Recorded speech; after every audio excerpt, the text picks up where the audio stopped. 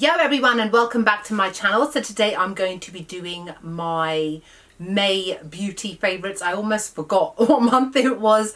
Time is just going too quickly. It's already halfway through the year and I have quite a few things to share with you, and surprisingly I've got quite a few regrets to share with you, to the point where one of the regrets is not only just going to be a regret for the month of May, it is a regret for my entire life. So now let's start off with skin first. So let's start off with foundations. First one that I've been loving a lot is the IT Cosmetics Your Skin But Better CC Oil Free Matte CC cream. My shade is in medium tan. It's actually what I'm wearing on my face today. I absolutely love it. Done a review on it. Check it out.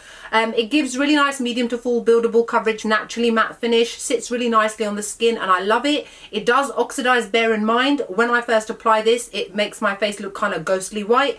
But then after about 15-20 minutes, it settles on the skin and then it naturally darkens. So I love this also because it has SPF 40, which is great. Another one that I've been loving, which will probably be the only time that you're now going to see this, maybe until the end of the year, is the Revlon Photoready Candid Natural Finish Anti-Pollution Foundation. My shade is in 400 Macadamia. Really nice natural coverage foundation. The reason why I say you may not see it again is because I wore this yesterday and I have actually got a tan now. I'm starting to tan gradually.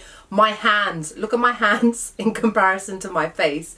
This is because I drive a lot. So my hands are actually darker than the rest of me and I'm steadily starting to deepen in tone. So this is now a little bit light for me, but I do love this foundation. Very highly recommend looking into it if you get the chance. The shade range is a lot larger than normal Revlon foundations, which is excellent. Another one that I've been loving, and you guys see it on and off pretty much throughout the year ever since I bought it, is the LA Girl Pro Matte HD Longwear Matte Foundation. My shade is in light tan, but my summer shade is also soft honey, so I will start to use that eventually. I just love it. It gives amazing coverage and it keeps me matte all day, looking flawless, and it's so affordable. It's something that I always go back to. Another one that I've been loving, you're sensing a theme here, quite a lot of them are matte foundations. Matte seems to be my thing recently, or more naturally matte finish foundations, and this one is the Dior Forever foundation in the shade 3W. I pretty much used probably, I'd say, about half of it now, so it's probably going to get put away now for the summer because it was my absolute perfect match when I bought it in the winter. And again, because my skin tone is starting to slightly deepen, this won't work for me at the moment. It seems to be okay, but guaranteed next month it won't be. Next foundation is the Nabla Close Up Futuristic foundation, and my shade is in T10. Again, a lovely matte foundation that really blurs the pores and makes me look kind of airbrushed, so I love this. Right, that's it for foundations. Let's move on to Huda Beauty, because we all know that May was just full of Huda Beauty stuff and I was loving quite a lot of their things, and this one in particular, the Huda Beauty Resting Boss Face Waterproof Setting Spray.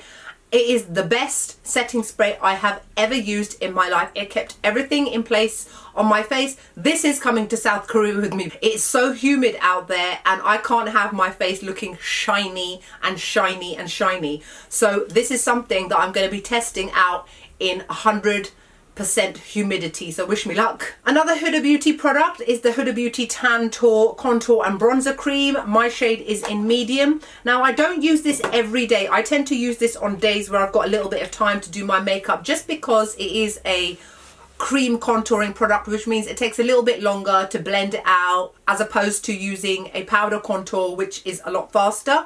But I really love the quality of this. It blends out beautifully. I love the fact that you can put it on top of powder and it doesn't move the foundation around, and it actually blends into it, and then it leaves a really nice powder soft finish. It's not sticky and it's not tacky and it doesn't move, so that's why I love this. My Nabla Close Up Smoothing Pressed Powder in the shade medium.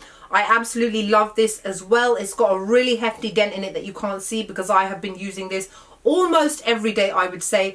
It works so beautifully at keeping my foundation set. It keeps it matte, it keeps it shine free, and I love the fact that a little bit goes a really long way as well. Despite the fact that I've used this almost daily for about 2 to 3 months now, it's probably about halfway finished, so I think that this lasts really well.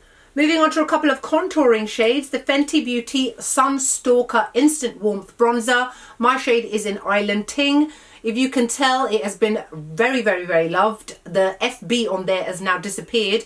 I use this quite a lot. Now this is a little bit deep for my skin tone, but I tend to go in with quite a light hand, and still it gives me a really nice warmth to the skin, especially on those days where I want to use a contour which is more warm rather than cool. Generally I tend to kind of use between warm and cool tone bronzers for contouring, but on those occasions when I want to have more of a glowy kind of natural glow bronze kind of face, I will go for this. Another powder that I've been using as contour is from the Disney Aladdin collection by MAC.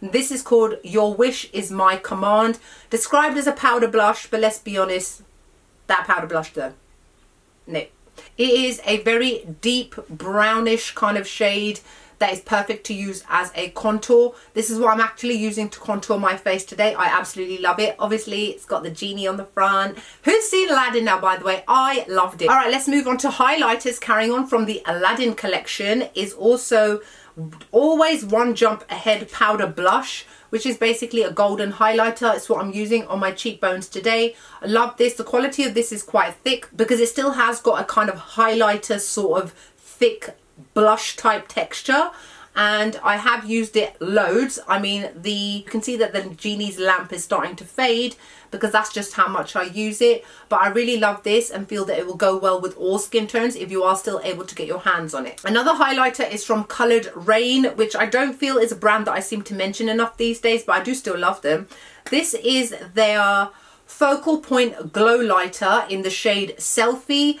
This is one of those very creamy, buttery highlighters where a little bit goes a really, really long way. It kicks up a lot of powder as a result of that, and that's where there's a small dent in the middle. I love this. The colour itself is gorgeous. Look at that. It's just such a beautiful peachy gold sort of shade, and one that will work amazingly, in particular on very deep skin tones.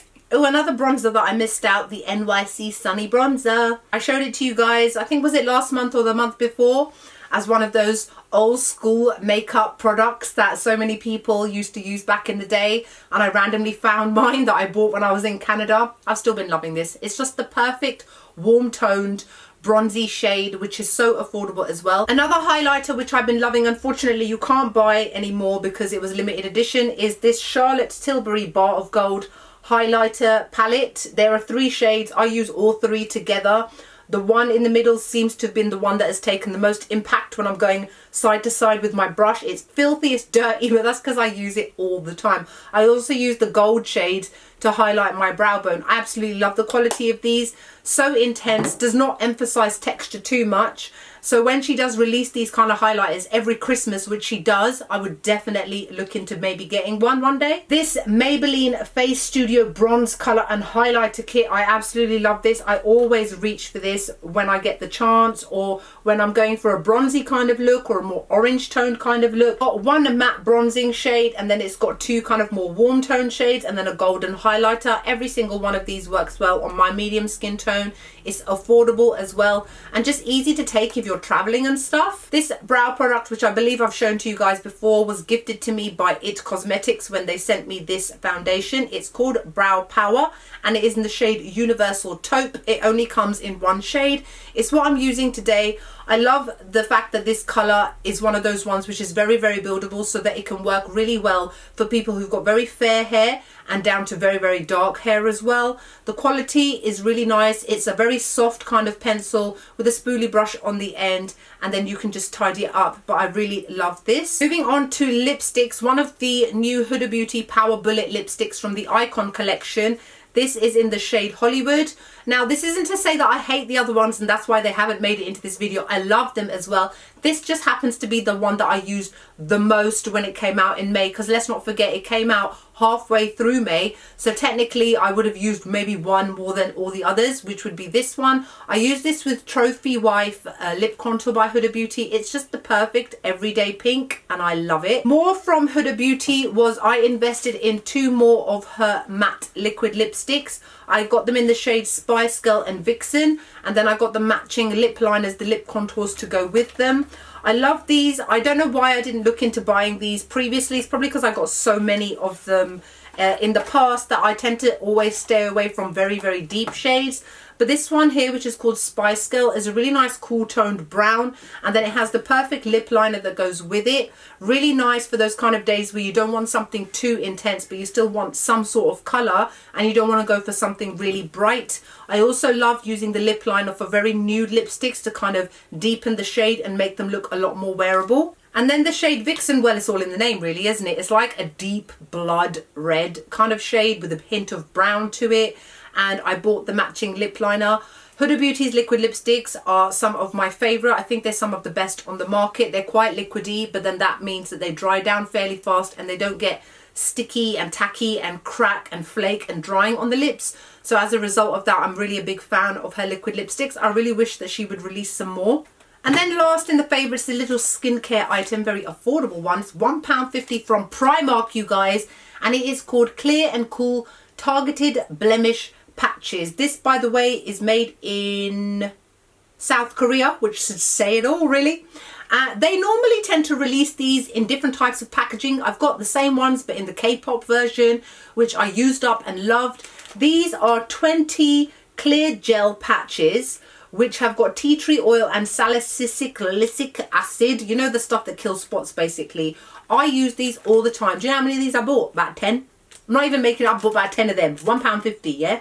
So just over £10 I had to spend on 10 of these. These are so good. I put them on a blemish that is starting to appear and the next day it will be gone.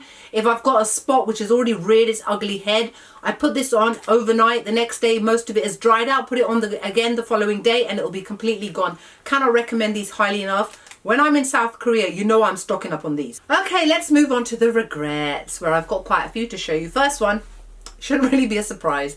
The Huda Beauty Nymph Body All Over Body Highlighter, whatever it's called. I've still got the plastic package. Why? It's probably because since the review I kind of put it in there, never touched it again. It's in the shade Aphrodite. This is too cool toned for my skin. It's also a bit grey. It's nice to use maybe on the body, but I prefer to get a natural tan. And it's just very glittery and very shimmery. Now the colour and the pigment definitely stays on the skin, does not come off. It is waterproof. But the glitter in there goes everywhere. If you hug somebody, they'll be covered in glitter. If you rub your legs on your clothes, they'll be covered in glitter. I don't like that with this. I just don't think that it's that great. Two things from the Revlon Candid range. As much as I love the foundation, I hated the concealer and the powder. The concealer in the shade 001 Banana. It's not full coverage enough.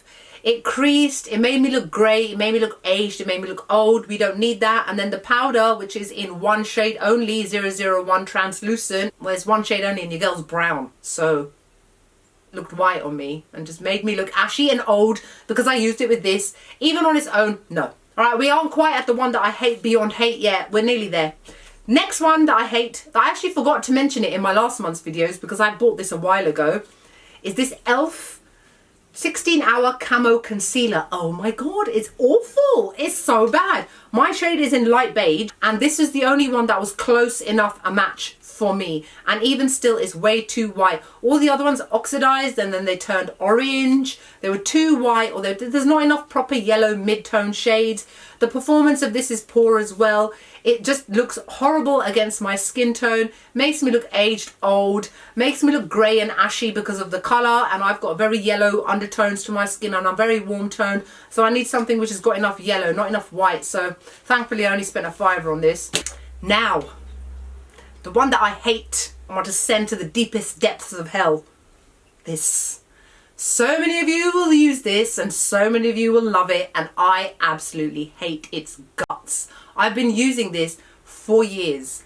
Years, you guys. I have always stayed faithful to this guy. Not anymore. You know why? You know the problem I had with my eyes, with my blepharitis flare up and da-da-da and whatever. So, right, okay.